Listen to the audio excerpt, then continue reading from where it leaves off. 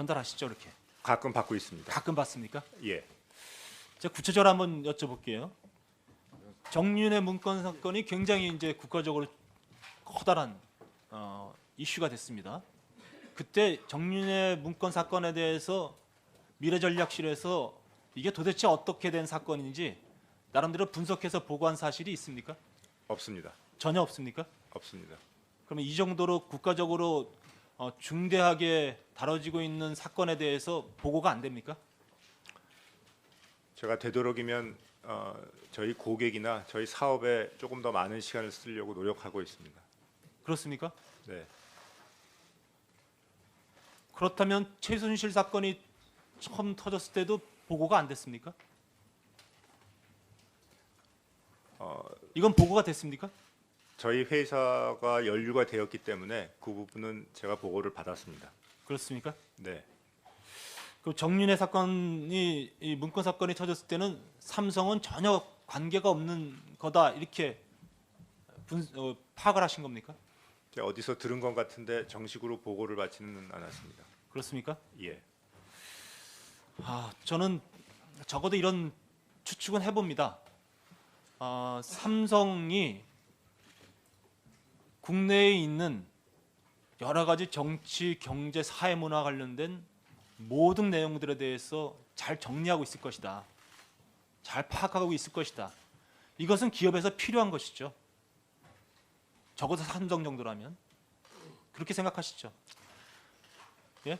그런데 정윤회 문건 사건은 그 당시에 가장 큰 사건이었어요.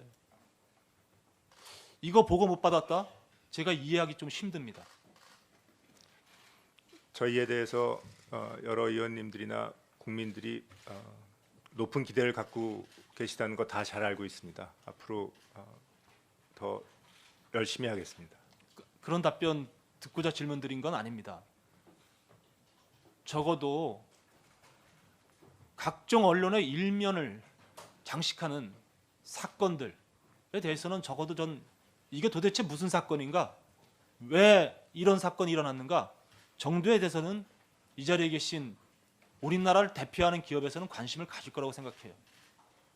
그래서 적어도 이 시점에는 이재용 증인은 정윤회와 최순실과의 관계 등등에 대해서 알고 있을 것이다. 이렇게 저는 추측해 봅니다.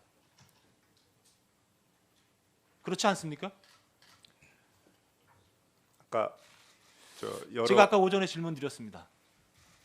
다시 한번 최순실이라는 사람을 언제부터 알게 되었는가 정확히 한번 되짚어 보라고 질문 드렸죠. 예. 점심 식사 끝나면 어느 정도 한번 생각해서 말씀해 주시겠다고? 정확히 언제로 기억됩니까? 의원님 정말 송구스럽지만 정확히 제가 언제 들었는지는 기억을 못 하겠고요. 네. 그렇게 오래되지 않은 것 같습니다. 저는 너무나 이해가 안 됩니다. 최순실은 대한민국 국정을 농단한 사람입니다. 적어도 대통령의 비선실세로서 오히려 더 대통령보다도 더 높은 위치에서 권력을 누렸다라고 지금 알려지고 있어요. 그리고 삼성이 이와 관련돼서 계속적으로 연결된 사건들이 일어나고 있습니다. 그럼에도 불구하고 이재용 증인이 최순실을 안 시점조차 제대로 모른다고 얘기하는 것 국민이 이해하겠습니까? 그럼 국민들은 이재용 증인으로부터 나오는 답변에 대해서 계속 거짓말을 하고 있네 이렇게 생각하지 않겠습니까? 정말로 아닙니다, 의원님. 자, 그러면 또 하나 묻겠습니다. 자, 이재용 증인이 아주 투명한 기업을 하는 입장에서 기업이 어떤 가맹단체의 회장사가 됐습니다. 근데 그 가맹단체와 관련된 지원을 할 때 가맹단체를 통해서 지원하는 게 맞습니까? 아니면 그 가맹단체에 속해 있는 개인에게 직접 지원하는 게 맞습니까? 가맹단체를 통해서 지원하는 게 맞다고. 그렇죠. 네, 그렇습니다. 적어도 저는 상식적이라면 그렇게 할 거라고 생각합니다. 그런데 삼성은 그렇게 안 했어요. 승마협회를 통하지 않고 최순실 장유라에게 직접 지원한 겁니다. 맞죠? 네. 도대체 이것을 누가 지휘를 했습니까? 삼성이 회장사인 승마협회에다 지원하지 말고 개인에게 직접 지원하라는 결정은 누가 내렸을 것 아니에요. 이 잘못된 결정을 누가 내렸다는 겁니까? 기억 안 납니까? 아, 최근에 다 보고를 받았는데 예. 어쩔 수 없는 사정이 있다고 들었습니다. 저희가 자발적으로 한 건 아닙니다. 어떤 사정이 있었냐고 물어보지 않았어요. 누가 지원했다고 파악하셨습니까? 보고 받으셨을 거 아니에요. 이 작업을 누가 했습니까? 말씀하세요. 하여튼 말씀하세요. 저희가 이 지원 과정에서 부적절하게 이재용 증인, 네. 국민들이 이재용 증인에게 보고 싶어하는 모습은 이런 모습 아닙니다. 알고 있으면서도 답변 안 하려는 모습을 보고 싶어하는 게 아니에요. 말씀해 보세요. 누굴 통해서 이런 결정을 내렸습니까? 이재용 증인이 직접 안 했다면 이재용 증인에게 이렇게 하자고 제안한 사람이 있을 거 아니에요. 누굽니까? 제가 세부 보고는 정말 보고를 받지 않았고요. 이보세요. 그렇게 답변하시면 안 되는 거 아닙니까? 정말 제가 생각해도 이 순간 여기 나왔을 때는 적어도 이 사건이 어떻게 된 건지 알고 나오셨을 거 아니에요. 누굽니까? 이 답변만큼은 반드시 듣고 넘어가야 되겠습니다. 그래야만 이 국정조사가 이제 하나하나 풀려나갈 수가 있는 겁니다. 모르쇠를 일관하시겠습니까? 아닙니다. 지금 저 검찰 조사가 진행 중이고 특검에서 말씀하시고 이 준엄한 국회의원장에서는 말씀 안 하시겠다는 거예요? 절대 아닙니다. 아마 말씀하세요. 소상히 진실이 밝혀지리라고 믿습니다. 자, 수고하셨습니다. 저는 두 번째 질의에서 삼성물산 제일모직의 합병에 반대 의견을 냈던 국내 증권사 대표가 이 반대 의견을 냈다라는 이유로 불이익을 당한 이 사례에 대해서 국민 여러분들께 알려드리고자 합니다. 지금 이 자리에는 당시 국내 증권사 대표였던 그 당사자의 증언을 들으려고 참고인으로 한화증권 전 주진영 대표가 나와 있습니다. 질문을 하겠습니다. 삼성물산 제일모직 합병 당시 국내 증권사 중 유일하게 합병 반대 의견을 내신 걸로 알고 있습니다. 왜 반대하셨습니까? 당시 처음 그 보도가 나왔을 때는 아니 해도 좀 너무 심하다. 보나마나 저렇게 그 과대평가된 제일모직과 과소평가된 삼성물산을 자본시장법의 시행령을 핑계로 합병을 하겠다. 그것은 단지 그냥 물산의 이사들이 안 하겠다고 하면 되는 일인데 시행령 핑계 대면서 합병한다는 것이 너무 기가 막혔는데 국내 언론이나 우리나라에 뭐 발언권이 있는 모든 사람들이 다들 눈을 감거나 아니면 입을 닫거나 아니면 찬동하는 것을 보고 좀 기분이 안 좋았습니다. 근데 이제 증권회사들까지 다들 옹호하는 보고서를 쓰는 걸 보고 한국인으로서 창피했습니다. 그 보고서를 쓰지 말라고 한화 내부에서도 압력이 있었다고 들었습니다. 어떤 압력이었습니까? 처음 보고서가 나가기 며칠 전에 하나그룹의 경영기획실장인 금준수 사장이 저를 보자고 만나서 하나그룹과 삼성은 사이도 좋고 앞으로 딜도 많고 그러기 때문에 부정적인 보고서는 쓰지 말아라 얘기를 해서 제가 증권회사 사장한테 그런 것을 부탁하는 것은 부적절하다. 그렇게는 못하겠습니다. 약속 못 드립니다. 이제 얘기를 했고 그러고 난 다음에 그 다음 주 월요일 날 저도 모르는데 이제 어쨌든 월요일 날 보고가 나갔습니다. 1차 보고서. 삼성에서도 당시 압력이 있었습니까? 네, 뭐 삼성그룹에 아는 제 그 지인들로부터 한 4사람에 걸쳐서 전화가 와가지고 처음에는 뭐 의결권을 위임해달라. 저 당시에 이제 저희 회사는 우연하게 삼성물산 주식을 한 39,000주 정도 0.02%밖에 안 갖고 있었는데 그 의결권을 위임해달라라고 전화들이 왔고 그래서 제가 위임하지 않는다고 하니까 그 다음에는 그러면은 찬성해달라라고 전화가 왔고 그것도 이제 부정 안 하겠다고 하니까 정 그럴 거냐라는 식의 얘기들을 들었습니다. 그 다음이 이 삼성물산 합병에 반대를 했던 이유 때문에 하나증권 대표에서 물러나라고 압력을 받았다고 했습니다. 그것에 대해서도 좀 자세히 알려주십시오. 1차 보고서가 나가고 난 다음에 경영기획실장인 금춘 사장이 다시 보자고 해서 한 번은 뭐 그렇다고 치자. 그렇지만 당신 때문에 삼성의 장충기한테서 불평 전화를 들었다. 다시는 더 이상 쓰지 않겠다는 약속을 하라는 말을 계속해서 저한테 얘기를 했고 저는 그 약속은 못 드리겠다라고 했습니다. 그 물러나라고 하는 이유는 무엇이었습니까? 구체적으로 그 이유를 대면서 그 압박을 했습니까? 2차 보고서가 나가고 난 다음에 며칠 후에 삼성생명 당시 대표 이사였던 김현배 부회장께서 직접 그날 아침에 전화를 하시더니 급하게 오셔가지고 두 번째 보고서 나간 것 때문에 구조본에서 굉장히 기분이 격앙돼 있다. 이렇게 되면은 주사장이 물러나야 될 거다. 그래서 제가 먼저 사임할 일은 없으니 만약에 물러나게 하고 싶으면 법적인 절차대로 하십시오. 그렇게 얘기를 했습니다. 그런데 주식도 얼마 안 됐다면서 왜 한화에서는 이렇게 그 일에 대해서 예민하게 반응을 했을까요? 하나그룹에서는 이제 뭐 우리나라 그 재벌들이 다 그렇지만 기본적으로 일종의 이제 조직 폭력배들이 운영하는 방식과 똑같아서 일단 누구라도 한마디 말을 거역하면은 그거를 확실하게 응징을 해야 다른 사람들이 말을 따라간다고 생각하는 그런 논리가 있을 거라고 생각을 합니다. 그래서 이제 물러나야 할 이유를 한사코 말하지 않으면서도 이제 그 나갈 수도 있다라고 할 때 어떻게 하셨습니까?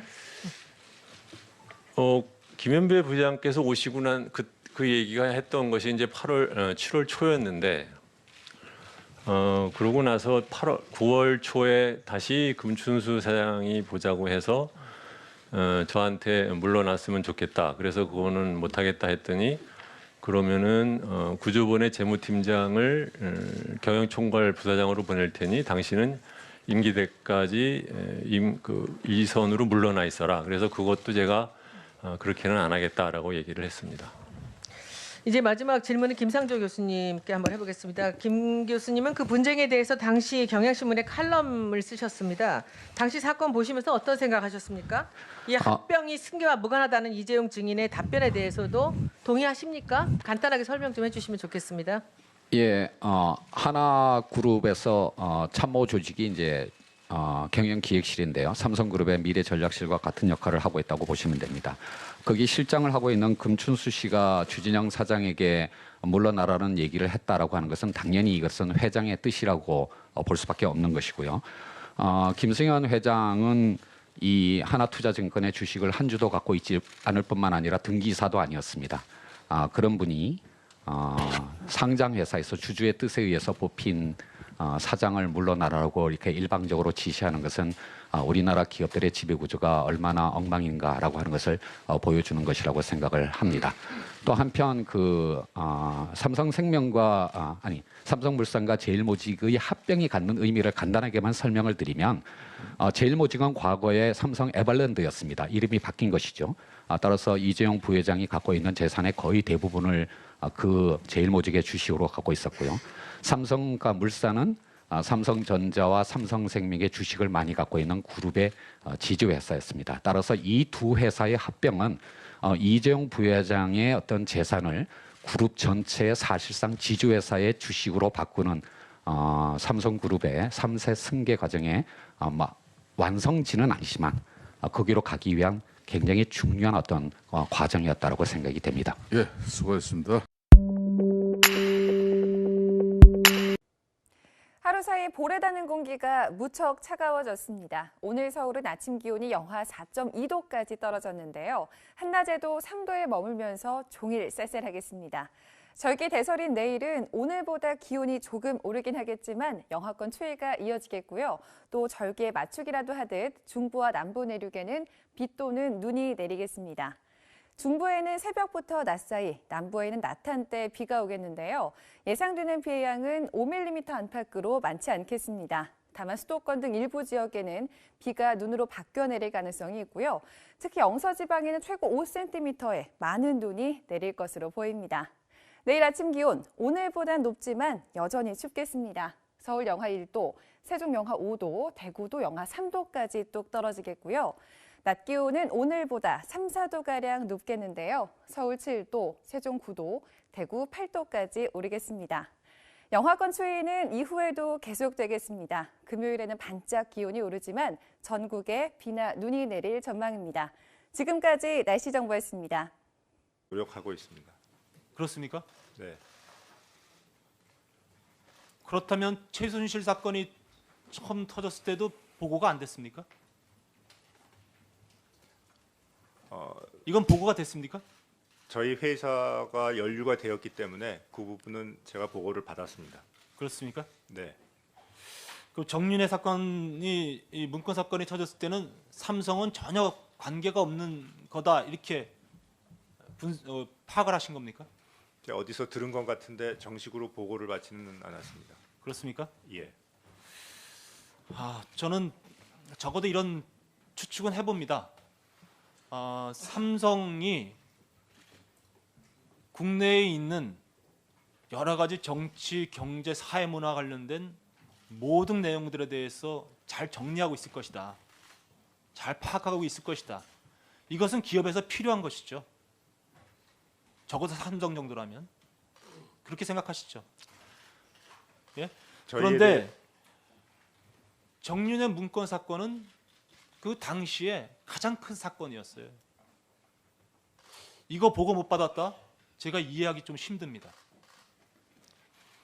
저희에 대해 전달하시죠, 이렇게. 가끔 받고 있습니다. 가끔 받습니까? 예. 제가 구체적으로 한번 여쭤볼게요.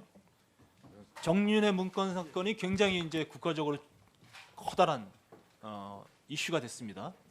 그때 정윤회 문건 사건에 대해서 미래전략실에서 이게 도대체 어떻게 된 사건인지 나름대로 분석해서 보고한 사실이 있습니까? 없습니다. 전혀 없습니까? 없습니다. 그러면 이 정도로 국가적으로 중대하게 다뤄지고 있는 사건에 대해서 보고가 안 됩니까? 제가 되도록이면 저희 고객이나 저희 사업에 조금 더 많은 시간을 쓰려고 그래서 여러 의원님들이나 국민들이 높은 기대를 갖고 계시다는 거 다 잘 알고 있습니다. 앞으로 더 열심히 하겠습니다. 그런 답변 듣고자 질문 드린 건 아닙니다. 적어도 각종 언론의 일면을 장식하는 사건들에 대해서는 적어도 전 이게 도대체 무슨 사건인가? 왜 이런 사건이 일어났는가? 정도에 대해서는 이 자리에 계신 우리나라를 대표하는 기업에서는 관심을 가질 거라고 생각해요. 그래서 적어도 이 시점에는 이재용 증인은 정윤회와 최순실과의 관계 등등에 대해서 알고 있을 것이다. 이렇게 저는 추측해 봅니다. 그렇지 않습니까? 아까 제가 아까 오전에 질문 드렸습니다. 다시 한번 최순실이라는 사람을 언제부터 알게 되었는가 정확히 한번 되짚어 보라고 질문 드렸죠. 예. 점심 식사 끝나면 어느 정도 한번 생각해서 말씀해 주시겠다고? 정확히 언제로 기억됩니까? 의원님 정말 송구스럽지만 정확히 제가 언제 들어